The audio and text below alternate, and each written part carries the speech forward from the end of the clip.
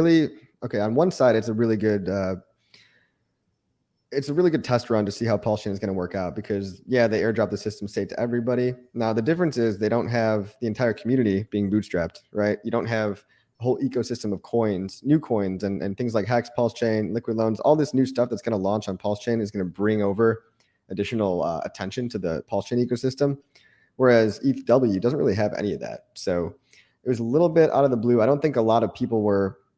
I didn't see a lot of people online talking about the game theory of all the different coins and how they'd be priced on the new chain. And if you look at the actual data on dexscreener.com, you can see that Hex people once again are paving the way of being the top volume coin on the decentralized exchanges. A lot of people right now are going through Kyber swap to do their trading of Hex to ETHW or ETHW to Hex.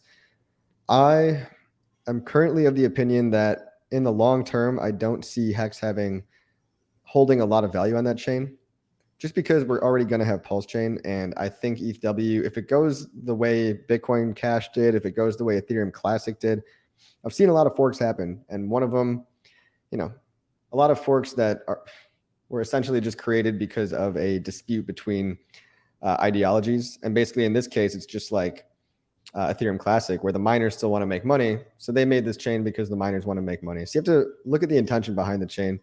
It wasn't really invented to onboard new people. It wasn't really invented to increase adoption other than of the actual coin itself. So the miners don't care who's trading what coin on that chain. They just care that the chain gets used enough for them to mine blocks, and that ETHW has enough of a price essentially to continue to be profitable for some time. So I don't know if it will, but I think for me in my mind right now, the ideal move is that if Hex gets any price on the Ethereum proof of work chain, which it has held some of its price. My move right now, and again, this could be totally wrong, so I'm a guy on YouTube, don't just take my word as like some kind of almighty knower of everything, but sell the ETH proof of work Hex for ETH proof of work itself, then, and to do this trustlessly, it doesn't exist yet, but bridge over ETH proof of work to Ethereum, then use that Ethereum to buy more real Hex. So this could just be like a nice airdrop, which is what I'm looking at right now. I'm looking at it as some free money falling from the sky that I can use to buy more Hex on the Ethereum chain. And that's because I just don't believe in any of the coins on the other chain long term. So people can debate that and tell me why that might be wrong. It might be nice to have an expensive, thriving Hex ecosystem over on the ETH proof of work chain. I just don't know how that's going to happen. How are you going to keep people's attention within three ecosystems, especially if they don't have the infrastructure that PulseChain is going to have? PulseChain is going to launch with a ramp, with a DEX. We're lucky that Kyber even supports ETH proof of work. And as far as I know, there's no safe bridge. And I'll say right now too that even Kyber is super risky. Kyber was just hacked, albeit a small hack for $265,000 the other day. But it still got hacked, right? Kyber might not be as safe as Uniswap. It might have some holes that need to be poked in it still. No bridge that I know of exists. I've had my eyes on a couple, but I don't even want to tell the world about them because they could just get hacked as well. Just like the other day, or I woke up this morning and I found out that the Omni bridge that connects ETH proof of work to DAI, XDAI, that bridge was hacked in a certain way where it's not like people lost a bunch of money, but they hacked something with the liquidity providers and stole a very small sum of money, like 200 or 260 ETHW. So it wasn't like, which is worth what, like a couple $1,000s. So it's just risky though. These are small hacks, but they still might happen and they could be bigger. We could just not know what we don't know yet. So I'm going to wait till the dust settles to employ that strategy of Hex proof of work to ETH proof of work to ETH to Hex. That would be the route I'd want to go to just get more Hex, because that's my mission. I mean, that's what I find most attractive. Everybody can way to get more Hex on ETH out of this. I guess that would be the best thing to come out of it, right? If we don't believe the chains are going to keep going. But that said, I mean, these things, we got to look at the time frame. So looking at what Bitcoin Cash did, Bitcoin Cash bottomed in 2 weeks and then found a top about 5 months later. Now, is that going to play out the same way? Probably not, because Bitcoin Cash forked off of Bitcoin in the middle of the 2017 bull market. So everybody was super bullish. Bitcoin Cash did a 19x from the lows, but in a bear market in a bull market rather in 2017. Now then you can look back to somebody. I tweeted that out, and somebody commented, "Well, look at Ethereum Classic," and I thought that was a really good point. So Ethereum Classic forked off of Ethereum itself back in 2016. So this was about kind of like the dead zone, right? Nobody was really. 2016 was a boring year in cryptocurrency. The bull market was just starting to pick up. 2017 was when everything went nuts, but in 2016, I think what happened with, and let's pull up a chart on that. Okay. Let me see. Trading View, ETC, CUSD. Take the Coinbase chart because that's got the longest history. And let's go see. So I'm doing this live, so be patient with me. Ethereum Classic dropped 78% in 122 days. So it took about 3 months to bottom 80%. And then from there, it took about 382 days to find a top during the next bull market. So because Ethereum Classic kind of launched more in a bear or like a sideways zone, everything was longer. So 3 months to bottom and then a year to top, which it also did a 59x. So we might need to be patient on Ethereum proof of work, because even if it doesn't really become the dominant chain, as long as there's an ecosystem around it, it's still going to have some value. So it might even be just worth holding through the bear market as well. And then when it pumps, then you can exchange it for more hex. I just don't know when the ETHW to hex ratio essentially will be the lowest. You know what I mean? Because that's the ratio I really care about. The price chart I would want to trade would be ETHW/hex. But I don't even think there's a chart on that right now. You know what I mean? So it's a little complicated right now. I'm still forming my opinion, but that's all I got for you. I'd want to go ahead. Oh, I was going to say, I want to go back to your free claim point too, where, I think I kind of reason about the free claims in the kind of in the carrot type of sense of like, okay, we get you in, we get a little bit of consciousness. Okay, now some of your influencers you like, maybe they start talking about it. Now it becomes, it's not just free money that you dump. It's, oh, you dumped it, but now you may go back and buy more and start trading it and get into that aspect, regardless of the merits of the project. So when you mentioned, you're looking at it as a free claim, I guess the counterpoint to that being a positive thing would be, okay, but now it's taking a lot of hexagons. Maybe it's taking economic energy away from the ETH chain. Maybe people are going to start degen trading it, lose all their money, all that stuff.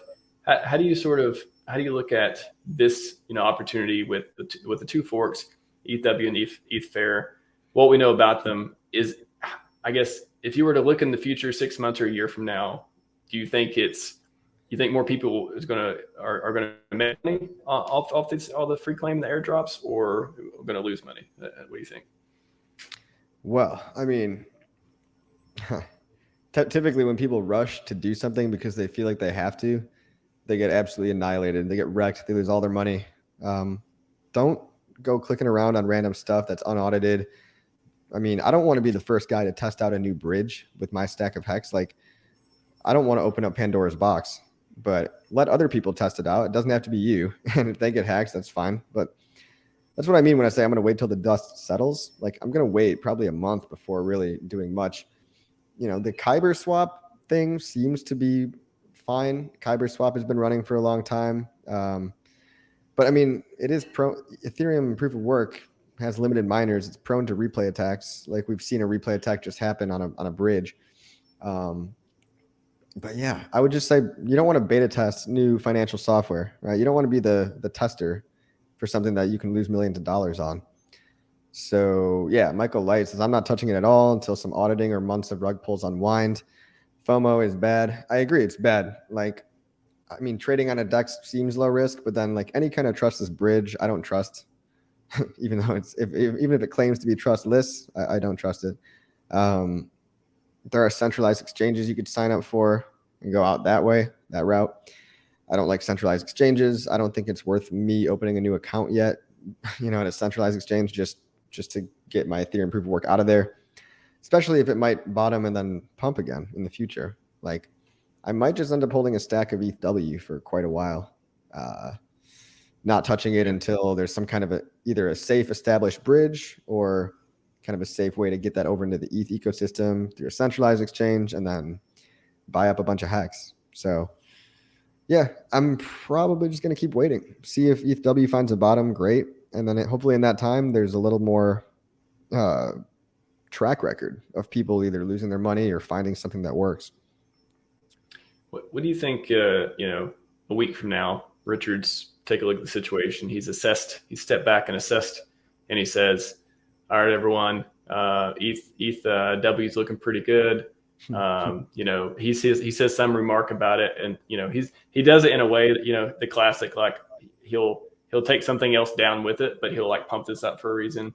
I don't want to see cheap hex anywhere. He'll throw that in or whatever, and then all of a sudden we see liquidity. We got plenty of liquidity. We got all these things for hex, ETHW. The pumping, the hex basically stays as the star of the network token wise for the next few months. I guess that's one scenario that would happen if Richard actually came out to support it. But the other scenario of, okay, he just never says anything about it, and then eventually maybe it just dies off and quits. What do you think is more likely? Anything in between? Yeah, I mean, I don't know. A lot of professional companies like Binance and FTX has taken a gamble, but Binance has stated that they're not going to do anything to support ETHW until it kind of proves itself. And new networks are always the most vulnerable at the beginning. So my thought is he wouldn't want any more attention to be split over on that chain because he'd want it all on PulseChain. My prediction is that he'd probably say something close to what I'm saying, is like, how do we use this fork as a way to safely funnel more money into the real hex? I understand. You think that's what he's thinking about? That's what he's thinking about. Probably. I mean, I get like he doesn't want to see cheap hex anywhere, blah, blah, blah, all that stuff. But I mean, we've had hex on QuickSwap before. We've had hex on Polygon. It's just not as useful because people have to bridge in and out. None of the other applications are over there. None of the other, the ecosystem and the community is not over there. And just like it's not over on ETH proof of work. So it's harder to bootstrap the whole community when you don't have any of the apps that you need on it. Like your wallet's barely compatible. A lot of the dexes just aren't compatible yet. A lot of the tools that we use just straight up don't support ETH proof of work. So it's going to be tough. It would take a lot for, ETH proof of work and hex on that chain to really be successful. So I don't know. Right now, I'm just looking at it as, how do I get more hex for myself on the Ethereum chain? Well, I guess we can wrap it up with that point on this topic too. Like, how do people do that? How do they look at the plays to get more ETH hex if they want to participate in the forks and trading? How do they do that without wrecking themselves? Like, what is like the basics that you're trying to stick by? How do they get more hex on the Ethereum chain without wrecking themselves? Well, you're going to need to swap trustlessly on a DEX that we know won't get hacked. It'd be nice if Uniswap started and maybe Uniswap does support the network if you just type in the settings manually. I don't know. I know KyberSwap does, but I don't have full trust in KyberSwap yet because I never used it and I've heard it got hacked. So makes my confidence level might be like a 70%, but it's not 100% on KyberSwap. We'd also need a totally trustless bridge with a lot of liquidity through it, and bridges are super risky as well. There's only a couple of different bridges that are in use today that have never been hacked. I think the token bridge protocol and anything underneath that is relatively trustworthy. I think that's what like Binance uses for its bridge and what XDAI uses for its bridge. I think, right? But so if we have some kind of agreed upon bridge protocol and some kind of agreed upon DEX and liquidity, that's really all you need. But it's really, really hard to get those three things. It's really hard. That's why I want to have this conversation too, just to have an objective, way of looking at it. We know, kind of both sides. We know in the middle. I'm not saying it's a good thing. I mean, honestly, to me, I still look at it as sort of a distraction. I'm not saying anyone should not trade or not do whatever they want with their money, totally. But for me, it's just like, I'm trying to look at it a positive way as, okay, good marketing for Hex. If Hex is doing well on it, it's a test run for Richard to be, maybe fill in some holes of things he didn't know how to handle when PulseChain launches. Now that we see a fork happening, But it's kind of one of those things where I just hope the community doesn't lose money from it. And I think trading, anything that incentivizes you to trade, such as a fork, I would prefer it incentivizes people to stake. The fork incentivizes people to do that rather than trade. But that's not, naturally, that's not how it works. So I just want to look at both sides. Hey, if you want to trade it, how can you not get wrecked? You want to stay out, not have nothing to do with it. Your coins are still there. They're still copied. If it survives, you can still touch them later if you want to. Yeah. And keep in mind, like if people start building, but that's why, it's going to be so different with PulseChain. It's launching with PulseX. It's launching with liquidity and with attention. We know developers are coming over. We know they're building real stuff, really useful platforms. And you have a whole community of both users and developers bridging into PulseChain. We have a bridge, PulseRamp, right off the bat. It's been analyzed to be the safest bridge protocol that we know of. So Ethereum Work doesn't have any of these things. It was just made kind of rushed to market, really, just because the miners want to keep making money. Well, that's the difference too with Bitcoin Cash. Was at least, love or hate Roger Ver, the man has principles. He wanted Bitcoin to be cash, so that's why he did it. This, tell me how it's not a money grab. I mean, money grabs can work out. They can succeed, all this stuff too. But the founding principle of this was, here's an opportunity by Chinese miners to make more money. Why wouldn't they do it? It's even more of a money grab than Ethereum Classic was, because even Ethereum Classic, for people that don't remember, was based off the principles of immutability. Yeah, exactly. So it forked because there's a big hack in some DAO. A bunch of people lost money, and then people that wanted to keep that money forked to Ethereum Classic, whereas the real Ethereum were, kept moving along with the hacked coins. So that was at least based on immutability principles of crypto.